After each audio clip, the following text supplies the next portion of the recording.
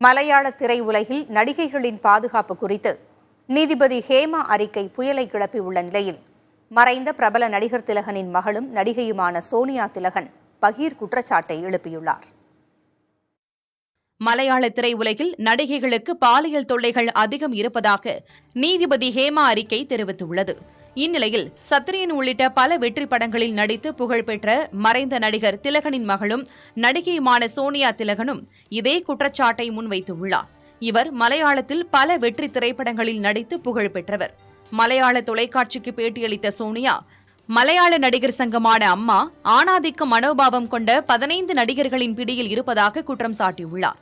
தந்தை திலகனின் மரணத்திற்கு பிறகு மலையாள முன்னணி நடிகர் ஒருவரின் மூலமாக தனக்கு மிகவும் மோசமான அனுபவம் ஏற்பட்டதாக பெயரை குறிப்பிடாமல் சாடியுள்ளார்.